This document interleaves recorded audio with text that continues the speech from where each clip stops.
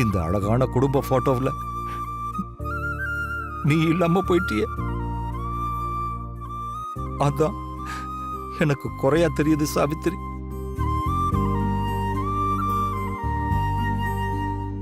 உனக்கு ஒரு விஷயம் தெரியுமா சாவித்திரி?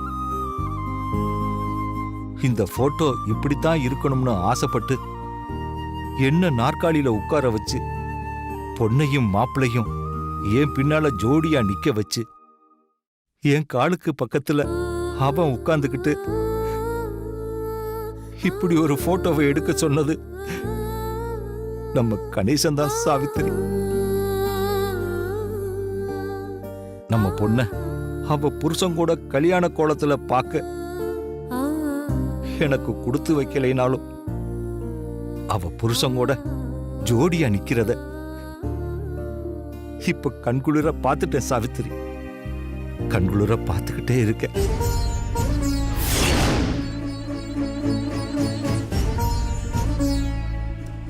கணேசன் ஆசைப்பட்டதெல்லாம் நியாயமான விஷயம்தான். என் மனசுக்குள்ளேயும் அந்த ஆசையெல்லாம் இருக்கு. ஆனா நம்ம பொண்ணு கல்யாணம் முறையா நடக்கலையே சாவித்திரி. அப்புறம் எப்படி நாங்க எங்க ஆசைகளை நிறைவேற்றிக்க முடியும்? அதனால தான் இந்த போட்டோவை மாட்ட வேண்டாம்னு தடுத்துட்டேன். அதனால தான் கணேசனை அடிக்க வேண்டியதா போயிடுச்சு. பார்வதி மனசையும் காயப்படுத்த வேண்டியதா போயிடுச்சு. அதுக்காக என்ன மன்னிச்சுட்டு சாவித்திரி.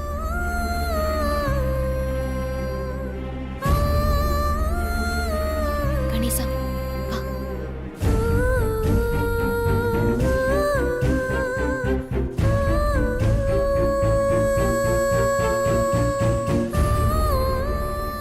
அக்கா, பாத்தியாக்கா, அப்பா மனசுக்குள்ள எவ்வளவு ஆசையை வச்சுட்டு எப்படி நம்ம கிட்ட வெளியே காட்டிக்காம இருந்திருக்காருன்னு.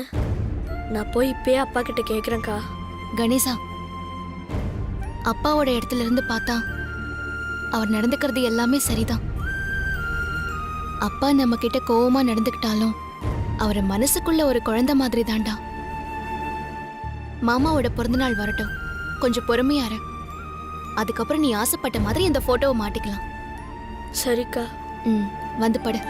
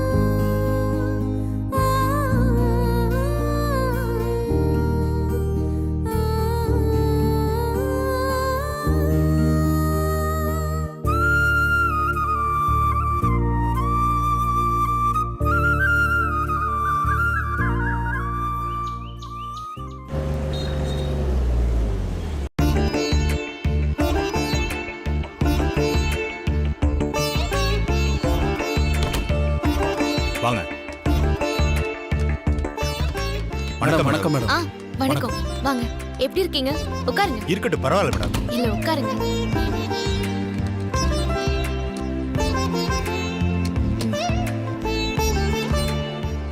நாங்க மார்க்கெட்டிங் டீம் உங்ககிட்ட கொஞ்சம் பேசணும்னு வந்திருக்கோம் மேடம். சொல்லுங்க, என்ன விஷயம்? நீங்க இந்த பதவிக்கு வந்ததுக்கு அப்புறம் உங்ககிட்ட நாங்க தான் முதலா ஒரு கோரிக்கை கொண்டு வந்திருக்கோம். உங்க கோரிக்கை என்னன்னு சொல்லுங்க. ப்ரொடக்ஷன், சேல்ஸ், மார்க்கெட்டிங்னு ஒவ்வொரு டிபார்ட்மெண்ட்டுக்கும் ஒவ்வொரு மாசமும் ஒரு குறிப்பிட்ட டார்கெட் உண்டு. ஒவ்வொரு மாசமும் அந்த டார்கெட்டை முடிக்கிறதுக்கு ரொம்ப கஷ்டப்பட வேண்டியது இருக்கு. எங்க மார்க்கெட்டிங் டீம் இந்த மாசம் டார்கெட்டை தாண்டி 10% அதிகமா பண்ணிருக்கோம். ரொம்ப சந்தோஷம். இது நாள் வரைக்கும் நம்ம கம்பெனில எந்த டிபார்ட்மெண்ட்டும் இப்படி ஒரு சாதனையை பண்ணதே இல்ல. அப்படியா? உங்களுக்கு என்னோட வாழ்த்துக்கள். நன்றி மேடம். ஆனா வாழ்த்துக்காக மட்டும் உங்களை நாங்க பார்க்க வரல மேடம். சரி, உங்க கோரிக்கை என்னன்னு சொல்லுங்க. நம்ம கம்பெனில எங்க மார்க்கெட்டிங் டீம் இப்படி ஒரு சாதனை பண்ணியிருக்கிறதுனால இதை கொண்டாடணும்னு ஆசைப்படுறாங்க. ம். அதனால அம்மா கிட்ட சொல்லி நீங்க பார்ட்டிக்கு ஏற்பாடு பண்ணணும். ஆ, இதுக்கு முன்னால இந்த மாதிரி பார்ட்டி எல்லாம் கொண்டாடி இருக்கீங்களா? இல்ல, கொண்டாடினது இல்ல. மத்த கம்பெனிலலாம் இந்த மாதிரி விஷயத்துக்கு பார்ட்டி உண்டு. ஓ, ஆனா நம்ம கம்பெனில அதுக்கு அனுமதி இல்ல. அதனால நீங்க தான் அகிலாண்டீஸ்வரி அம்மா கிட்ட பேசி பார்ட்டிக்கு ஏற்பாடு பண்ணணும். சரி. ஆ, உங்க கோரிக்கையை உங்க சார்பா நான் அம்மா முன்னாடி எடுத்துட்டு போய் வைக்கிறேன். இப்பதான் முத கோரிக்கை வச்சிருக்கோம், அதை நல்ல விதமா முடிச்சு கொடுக்கணும். ம், சரி. நான் அம்மா கிட்ட பேசிட்டு சொல்றேங்க. சரிங்கம்மா. சரிங்கம்மா. ம், நாங்க ரொம்ப வரோம். நன்றிம்மா. வாங்க. நல்லது.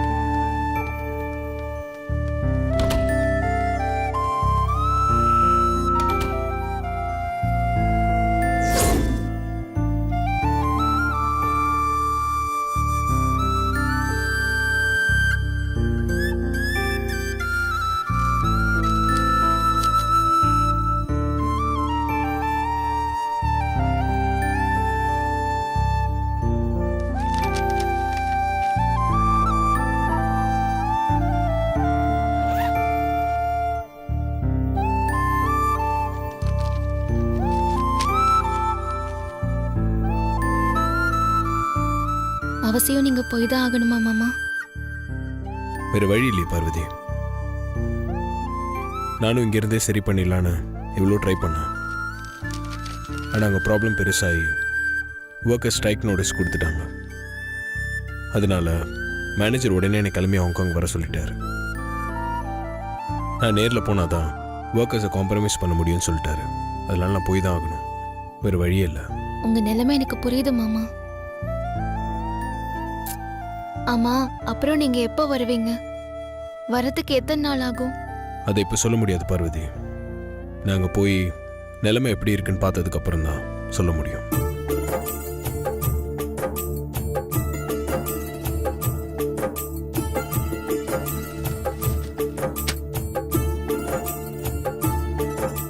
நீ ஒன்றும் கவலைப்படாத.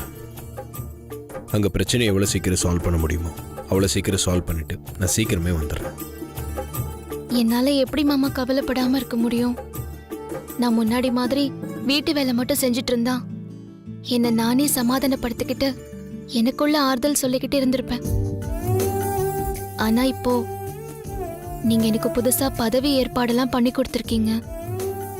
நான் தினம் ஆபீஸ் போகணும், அங்க ஏதாவது பிரச்சனைனா அதையும் பார்க்கணும்.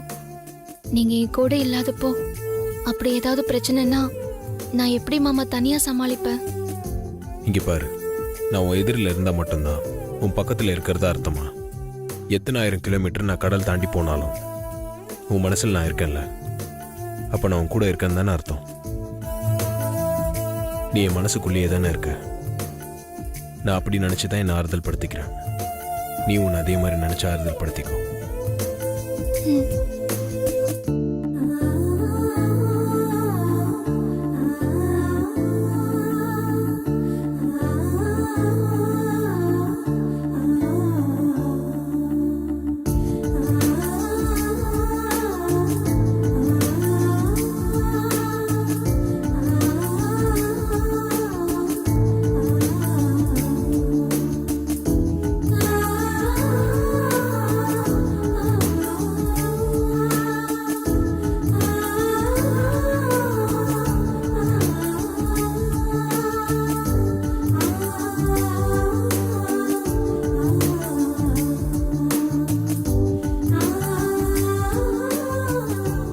பிரிவுன்றது உடம்புக்கு தான், மனசுக்கு இல்லை.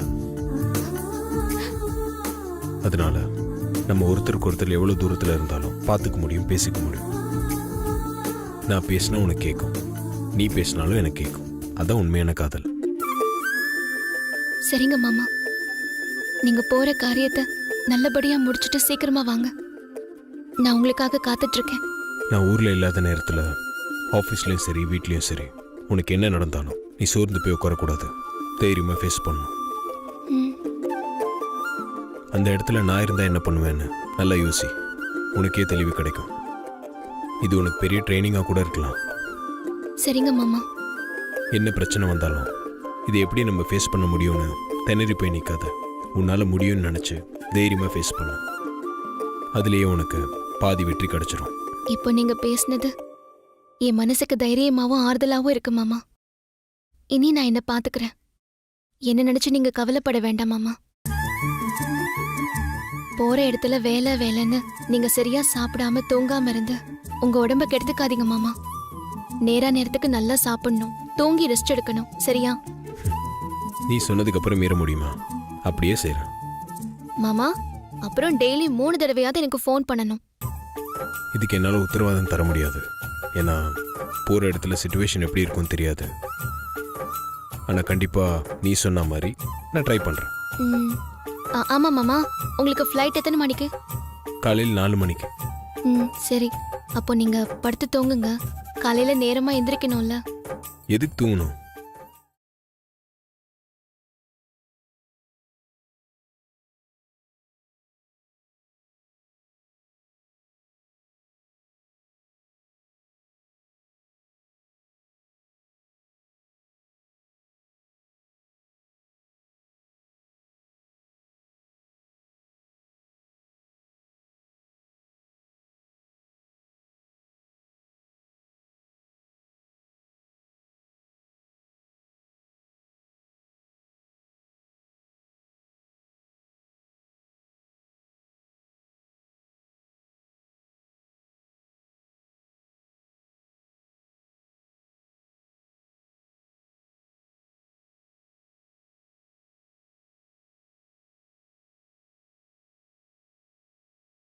ஊரில் இல்லாத நேரத்தில் ஆஃபீஸ்லேயும் சரி வீட்லேயும் சரி உனக்கு என்ன நடந்தாலும் நீ சோர்ந்து போய் உட்காரக்கூடாது.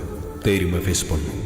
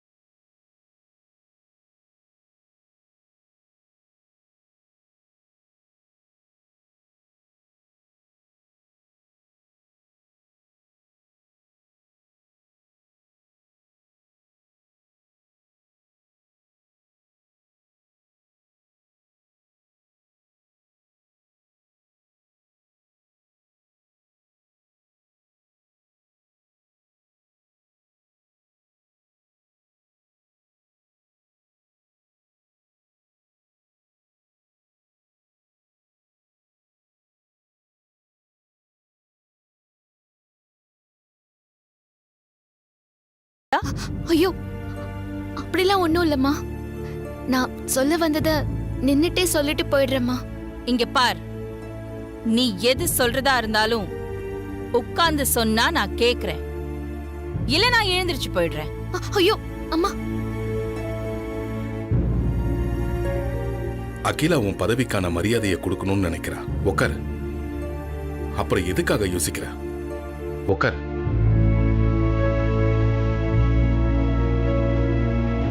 உக்காரு.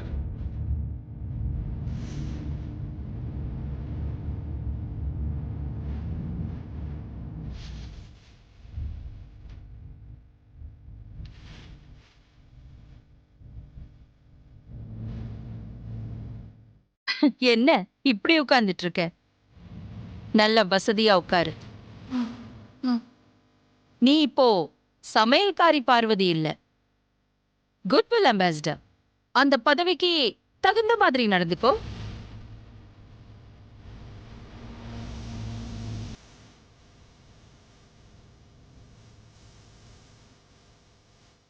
நல்ல வசதியா உட்காரு. ஐயோ ஐயோ ஐயோ, நான் கூட இவன் முன்னாடி இந்த ஹால்ல இந்த சோஃபால இப்படி உட்கார்ந்தது இல்ல. என் கண்ணு முன்னாடியே இப்படி உட்கார்ந்துருக்காளே. பதவி வரும்போது பணிவு முக்கியம்தான். அதே நேரத்துல சொல்ல வந்த விஷயத்த சரியா சொல்ற துணிவு முக்கியம். இப்போ குட்வில் அம்பாசிடரா நீ சொல்ல வந்தத சொல்லு. சரிங்கம்மா. மார்க்கெட்டிங் டீம் ஒர்க்கர்ஸ் வந்து என்னை வந்து பார்த்தாங்க. இந்த மாசம் அவங்களுக்கு கொடுத்த டார்கெட்டை தாண்டி அவங்க சாதனை பண்ணிருக்காங்களாம். அதுக்காக அவங்கள ஊக்குவிக்கிற மாதிரி பார்ட்டி கேக்குறாங்க. இந்த பதவிக்கு நீ புதுசு இல்ல, அதனால உனக்கு இதெல்லாம் தெரியல. பொதுவா இந்த மாதிரி பார்ட்டி எல்லாம் இது வரைக்கும் நான் கொடுத்ததில்ல. நான் உங்ககிட்ட கேட்டேம்மா, இந்த மாதிரி பார்ட்டி எல்லாம் இதுக்கு முன்னாடி கொடுத்த மாதிரியே தெரியலையே, இப்ப என்ன புதுசா பார்ட்டி எல்லாம் கேக்குறீங்கன்னு.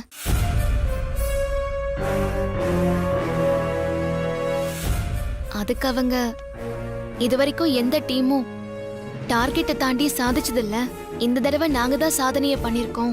சோ இத பார்ட்டியா வச்சு கொண்டாடினா அடுத்தவங்களும் டார்கெட்டை தாண்டி சாதிக்கணும்னு நினைப்பாங்கன்னு அவங்களுக்கு இது ஒரு தூண்டுதலா இருக்கும்னு சொன்னாங்க. நான் உங்ககிட்ட கேட்டுட்டு சொல்றேன்னு சொல்லிருக்கேம்மா. ஒர்க்கர்ஸ் சொன்னதெல்லாம் இருக்கட்டும், ஒரு குட்வில் அம்பாசிடரா உன் கருத்து என்ன? இது என்ன சமையல் குறிப்பா?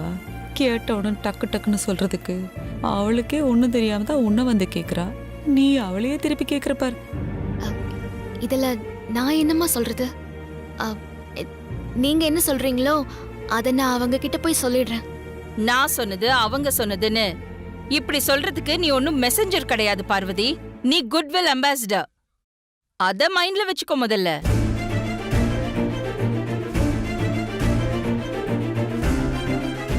ஒர்க்கர்ஸ் சொன்னது என்கிட்ட வந்து சொல்றது, நான் சொன்னது அவங்க கிட்ட போய் சொல்றது. என்ன நீ என்ன போஸ்ட்மேன் வேலை பாக்குறியா? எந்த மாதிரி இஷ்யூஸ மேனேஜ்மெண்ட் கிட்ட எடுத்துட்டு போனோம், எந்த மாதிரி இஷ்யூஸ மேனேஜ்மெண்ட் கிட்ட எடுத்துட்டு போக கூடாதுன்னு ஒரு குட்வில் அம்பாசிடரா உனக்கு நல்லா தெரிஞ்சிருக்கணும்.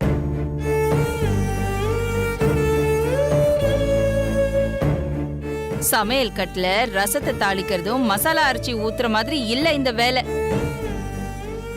வச்சு செய்யற எல்லாத்தையும் ஆராய்ச்சி பண்ணி யோசிச்சு முடிவெடுக்கிற வேலை. இத பார் பார்வதி, மார்க்கெட்டிங் டீம் தனியா எதையுமே சாதிச்சிட முடியாது. ப்ரொடக்ஷன் டீம் அப்புறம் சேல்ஸ் டீமோட சப்போர்ட்டும் வேணும். இந்த 3 டீம்ஸ் எப்பவுமே ஒருத்தருக்கு ஒருத்தர் சப்போர்ட்டிவா தான் இருக்கணும். இப்போ மார்க்கெட்டிங் டீம் மட்டும் நான் கூப்பிட்டு வச்சு பார்ட்டி கொடுத்தா மத்த 2 டீம்ஸ்க்கும் ஈகோ கிளாஷ் வராது? அப்படி வந்தா என்ன நடக்கும் தெரியுமா? அவளுக்கு என்ன தெரியும்? இதெல்லாம் இந்த சிம்பிளான விஷயம் நீயே யோசிச்சு சொல்லிருக்கணும் அவங்க கிட்ட. இதெல்லாம் என் காதுக்கு கொண்டு வந்திருக்கவே கூடாது. சரி, நீ இந்த பதவிக்கு புதுசு, நான் மன்னிச்சு விடுறேன். நான் சொல்றத கேளு. மார்க்கெட்டிங் டீம் பார்ட்டி கேட்டது கொஞ்சம் கூட நியாயம் இல்ல. இந்த பார்ட்டிக்கு நான் பெர்மிஷன் கொடுத்தா யுனைடெடா இருக்கிற ஒர்க்கர்ஸ்குள்ள தேவையில்லாம பிரச்சனை வரதுக்கு வாய்ப்புகள் இருக்கு. அப்படி ஒரு சூழ்நிலை உருவாகிறதுக்கு நாமளே புள்ளையார் சுழி போட வேண்டாம். நியாயம் இல்லாத எந்த விஷயத்தையும் நான் அனுமதிக்க மாட்டேன். அது உனக்கு தெரியாது? அப்படி கேளு.